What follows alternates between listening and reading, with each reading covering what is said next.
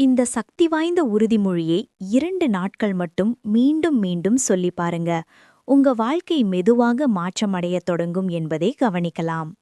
அது எப்படி ஒரே ஒரு உறுதிமொழியை 2 நாட்கள் தொடர்ந்து சொல்லுவது சிந்திக்கும் முறையையும் உணரும் முறையையும் மாற்ற ஆரம்பிக்க முடியும் என்று நீங்க யோசிக்கலாம்.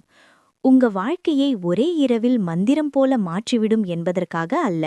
ஆனா அந்த மீளச் சொல்லல் ரெப்பிட்டிஷன்ஸ் உங்க மனம் உங்களிடம் பேசும் முறையை மாற்றத் தொடங்குகிறது.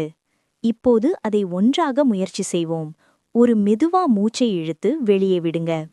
இப்போ இந்த வார்த்தைகளை சத்தமாகவோ அல்லது உங்க மனதிலோ சொல்லுங்க. நான் அன்புக்கும் வெற்றிக்கும் வளத்திற்கும் தகுதியானவன். எனக்கு உண்மையாக தேவையான அனைத்தும் என்னை நோக்கி வந்து கொண்டிருக்கிறது. என் வாழ்க்கையின் செயல்முறையை நான் நம்புகிறேன். ஒவ்வொரு நாளும் நான் என் உயர்ந்த நலனுடன் மேலும் இணைந்தவனாக மாறிக்கொண்டிருக்கிறேன். இந்த வார்த்தைகளை நம்பிக்கையுடன் சொல்லுங்க. ஆரம்பத்தில் உங்க மனம் சந்தேகப்படுத்தினாலும் கூட சொல்லுங்க. மீண்டும் மீண்டும் சொல்வதே புதிய நம்பிக்கைகள் உருவாகும் வழி. பெரும்பாலான மக்கள் ஒரு நாளில் முழுவதும் எதிர்மறையான எண்ணங்களை மீண்டும் மீண்டும் சொல்கிறார்கள்.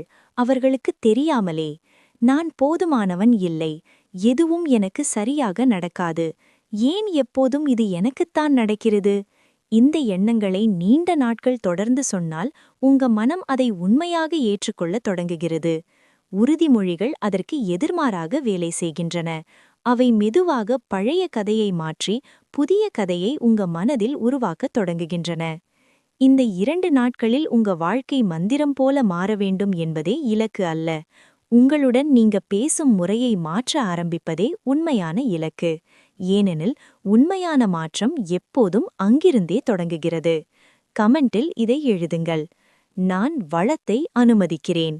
பிறகு 2 நாட்களுக்கு பிறகு மீண்டும் வந்து இந்த உறுதிமொழியை தொடர்ந்து சொல்லிய பின் நீங்க என்ன மாற்றத்தை கவனித்தீங்க என்பதை பகிருங்க.